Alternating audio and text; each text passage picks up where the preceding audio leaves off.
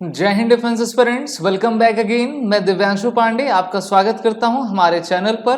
भारत के प्रधानमंत्री के द्वारा नेशनल यूनिटी डे पर अर्बन नक्सल्स को वार्निंग दे दी गई है, जिससे कि अब भारत सरकार पूरी तरीके से प्रतिबद्ध है कि भारत में जितने भी देश विरोधी ताकतें हैं या फिर भारत के बाहर हैं वो सावधान हो जाएं, क्योंकि भारत सरकार उन पर एक कड़े कदम आपकी लगातार उठाती जाएगी। तो इसी के बारे में हम आज के इस क्लास में चर्चा करेंगे। शुरुआत करते हैं इस वीडियो की। तो सबसे पहले आज 31 अक्टूबर है और हम आज राष्ट्रीय एकता दिवस सरदार वल्लभ भाई पटेल की जन्म जयंती पर मना रहे हैं। तो आप सभी को राष्ट्रीय एकता दिवस की शुभकामनाएं। इनका जन्म आपका 31 अक्टूबर को हुआ था, इस कारण से इनकी जन्म जयंती हर साल 31 अक्टूबर को वर्ष 2014 से लेकर लगातार अभी तक मनाई जा रही है। इस बार 149th एनिवर्सरी है सरदार वल्लभ भाई पटेल की। इनके द्वारा प्रमुख बात कही गई थी कि every Indian should now forget that he is a Rajput, a Sikh और a Jat. He must remember that he is an Indian and he has every right in his country but with certain duties. यानी कि भारत में हम सभी लोग जितने भी भारतीय हैं जात पात ऊंच नीच का भेद भुलाएं और ये हमेशा याद रखें कि हमारी एकता ही हमारी शक्ति है, और इस कारण से अगर हम एक रहेंगे तो हम सही रहेंगे, नहीं तो बटेंगे तो आप सभी जानते हो कि क्या होगा। अगर सरदार वल्लभ भाई पटेल ना होते तो उसके साथ आप भारत का इस मैप को देख सकते हैं, इंडिया विदाउट सरदार पटेल और इंडिया विद सरदार पटेल। 562 के करीब रियासतों का विलय भारत में इन्होंने कराया, भारत को अखंड बनाया, और अभी जिस खुले हवा में हम सांस लेते हैं, अपने कार्यों को किया करते हैं, उसमें सबसे बड़ा योगदान इस महापुरुष का था जिनका नाम सरदार पटेल था।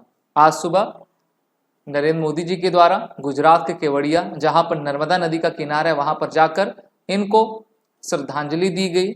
इन्होंने उनके चरणों पर जो है जल आपका अर्पण किया। साथ ही साथ आज 31 अक्टूबर है, पूरा विश्व पूरा भारत दीपावली मना रहा है। तो एसएसबी क्रैक की पूरी टीम की तरफ से आप सभी डिफेंस एस्पिरेंट्स को दीपावली की हार्दिक शुभकामनाएं। अब आते हैं अपने टॉपिक पर। तो देखिए 2024 से लेकर 2026 तक हम 150वीं वर्षगांठ मना रहे हैं, क्योंकि 149 ईयर्स तो हो चुके। अब जो नेक्स्ट ईयर रहेगा वो 150वीं जन्म जयंती का रहेगा सरदार पटेल के। तो इस कारण से राष्ट्र को संबोधित भारत प्रधानमंत्री ने किया है आज। अगर हम इनकी कुछ ब्रीफ बायोग्राफी को देखें तो 31 अक्टूबर 1875 को गुजरात के नादियाड़ में इनका जन्म हुआ। इनको भारत रत्न पीवी नरसिम्हा राव सरकार के द्वारा 90s के समय में दिया गया था। इनके दो बच्चे थे जिनका नाम दया भाई पटेल और मनीबेन पटेल था। इनकी धर्मपत्नी का नाम श्रीमती जवेरबा पटेल था। इनके माता पिता का नाम जवेरबा बाई पटेल और लाडबा पटेल था। इनके द्वारा Indian national trade union Congress की स्थापना की गई थी, और सरदार की जो उपाधि है इनको गांधी जी ने दी थी, क्योंकि बारदौली सत्याग्रह में इनके द्वारा प्रमुख भूमिका निभाई गई थी। इसी जब इनको श्रद्धांजलि दी गई और साथ ही साथ राष्ट्रीय एकता पर बोलते हुए भारत के प्रधानमंत्री ने कहा कि देश को हमेशा अर्बन नक्सल से सावधान रहना चाहिए, क्योंकि अब ये भारत विरोधी तत्वों का एक नया एजेंडा है, एक नया फॉर्म है। और हम जानते हैं कि जब भी कोई दानव आता है, असुर आता है, राक्षसी प्रवृत्तियां आती हैं, तो वो सभी साधु का वेश पहनकर आती हैं। वो कहेंगी कि हम तो डेमोक्रेटिक वैल्यू चाहते हैं, वो कहेंगी हम तो देखिए इक्वालिटी चाहते हैं। फिर वो उसी के पीछे कौन सा खेल कर देंगे, जैसा कि बांग्लादेश में अभी आपने देखा कि चुनी हुई सरकार को उन्होंने एक एजेंडे के तहत वहां से बाहर किया और अब वहां पर आपका शासन कर रहे हैं। तो इसी प्रकार से भारत में भी ऐसे बहुत सारे लोग हैं, भारत के बाहर भी लोग हैं जो कि भारत के अंदर के लोगों को सपोर्ट किया करते हैं। तो इसलिए इनके द्वारा अर्बन नक्सल्स का मुद्दा उठाया गया। अब अर्बन नक्सल्स होते कौन है? अभी तक तो आपने नक्सलिज्म सुना होगा।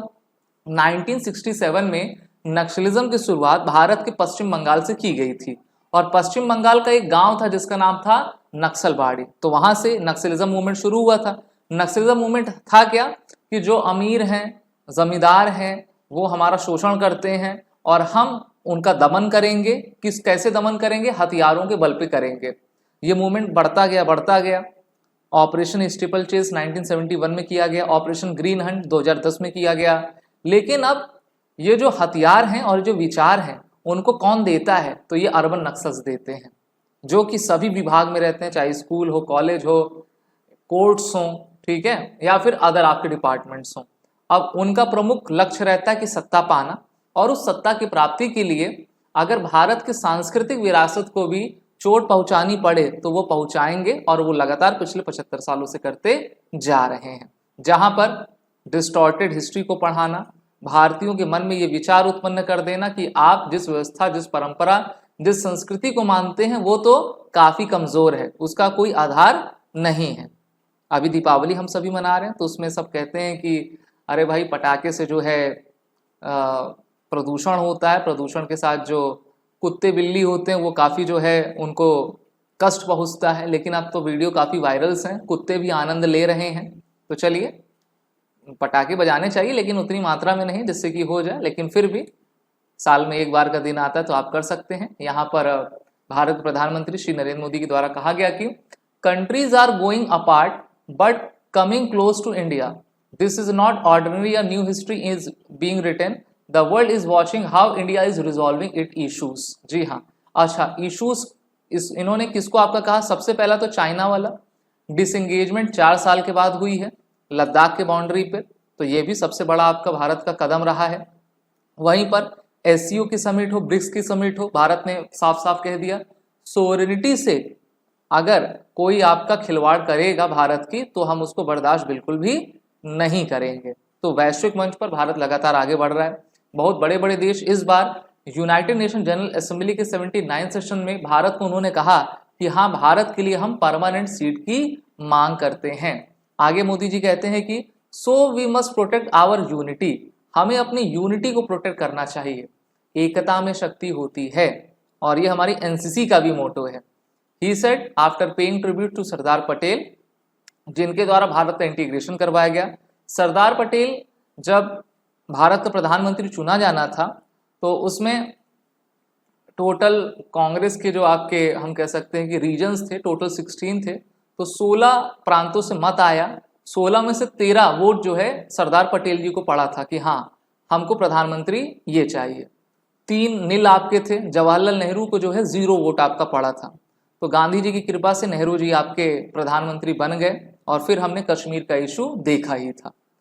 सम perverted powers are worried about India's rise, कुछ ऐसे हैं पावर्स जो कि भारत के बढ़ते हुए इकोनॉमिक ग्रोथ से काफ़ी आशंकित हैं, प्रभावित हैं। प्रभावित क्या कह लें, मतलब वो भारत के ग्रोथ को नहीं देखना चाहते हैं।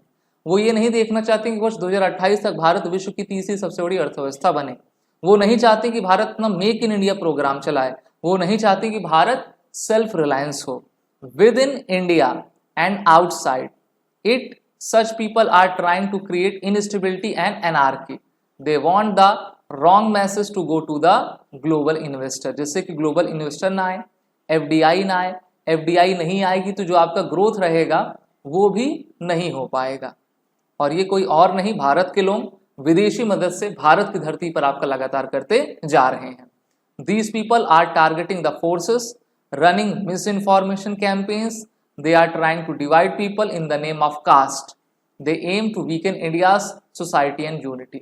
तो देखिए, विश्व में मेरे ख्याल से एक ही देश भारत होगा जहां पर कास्टिज्म सबसे ज़्यादा प्रभावी है। इसी पर राजनीति होती है, सभी पार्टियां करती हैं।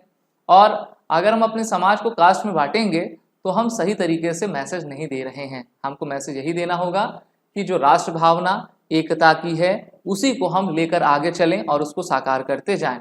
आगे ये कहते हैं कि unity is important for economic progress and our goal to become a developed nation. This unity is important for social harmony. If we are committed to social justice, unity is the precondition. Let us move forward together. तो इन्होंने कहा, अच्छा, economic progress से मुझको याद आया, अभी भारतीय न्याय संहिता आई हुई है जिसमें अगर किसी भी इंडिविजुअल, एंटिटी, ऑर्गेनाइजेशन के द्वारा भारत के इकोनॉमिक स्टेबिलिटी को कष्ट देने की कोशिश की गई तो उसको भी हम देश द्रोह की संज्ञा देंगे। तो ये भी भारत सरकार ने उसमें आपका रखा हुआ है। और लगातार हम अपने इंडिजिनेशन को करते जा रहे हैं, चाहे डिफेंस में हो, या फिर आपका अदर प्रोसेस में हो। ग्लोबल इनोवेशन इंडेक्स में भी भारत की रैंकिंग काफ़ी आपकी बढ़ी हुई है। आर्टिफिशियल के क्षेत्र में हम आगे बढ़ते जा रहे हैं और ये सभी तभी हो पाता है जब हम इंटीग्रेट अप्रोच के साथ आगे बढ़ते हैं। आपको ये भी बता दूं कि हमारे अभी जो फोर्सेस हैं, आर्मी, नेवी, एयरफोर्स, उनकी टोटल 17 कमांड्स भारत में हैं। अब 17 कमांड्स अलग अलग जगह हैं, तो उनको इंटीग्रेट करने के लिए व्यवस्था की गई है और टोटल 3 थिएटर कमांड्स बनाए जाने हैं, जिसमें एक जयपुर में, एक कोलकाता में, एक आपका लखनऊ में और तीसरी तिरुवनंतपुरम केरल में रहेगी, जहां पर हमारी आर्मी, नेवी, एयरफोर्स एक साथ इंटीग्रेट होकर कोलैबोरेशन करके आगे बढ़े। तो इस कारण से हमें उन लोगों को आइडेंटिफाई करना है जो कि भारत के विरोधी हैं, भारत में ही रहेंगे, बड़ी अच्छी अच्छी बातें करेंगे, लेकिन जब उनको अच्छा लगेगा कि हाँ मुझे इस पर बोलना चाहिए तो वहां पे बोलेंगे, और जब उनके सोचेंगे कि हाँ इसमें तो मैं फंस जाऊंगा तो उसको आपका नहीं बोलेंगे। बाकी आप सभी तो जानते ही हैं कि कौन कैसा आपका है, और हमको राष्ट्र की एकता की भावना से ओतप्रोत हमेशा रहना चाहिए। और सरदार वल्लभ भाई पटेल को हमें हमेशा श्रद्धांजलि देनी चाहिए, उनको याद करना चाहिए, उनके मूल्यों पर हमको चलना चाहिए, जिससे कि उस प्रकार की लीडरशिप की जो स्किल है, जो शक्ति है, हमारे अंदर समाहित हो सके और हम भारत को एक सही मार्ग पर हमेशा ले जा पाए। एक बार फिर से आप सभी को राष्ट्रीय एकता दिवस और दीपावली की हार्दिक शुभकामनाएं। वीडियो को लाइक शेयर जरूर करें। एसएसबी क्रैक एग्जाम एक ई लर्निंग पोर्टल है जहां पर आपको हमारे कोर्सेज, बंडल्स, टेस्ट सीरीज को लेना है, अपनी तैयारी बेहतर करनी है। वॉर रिटर्न कोड का यूज कर लें, जिससे कि आपको कोर्सेज में एडमिशन लेते वक्त 10% का फ्लैट डिस्काउंट मिल जाए। जय हिंद। अगर आप एक डिफेंस एस्पिरेंट हैं और SSB interview, NDA, CDS, AFCAT जैसे एग्जाम्स के लिए प्रिपेयर कर रहे हैं तो आप एसएसबी क्रैक एग्जाम्स के कोर्स को चेक करना ना भूलें। आप हमारी लर्निंग एप्लीकेशन को गूगल प्ले स्टोर से भी डाउनलोड कर सकते हैं।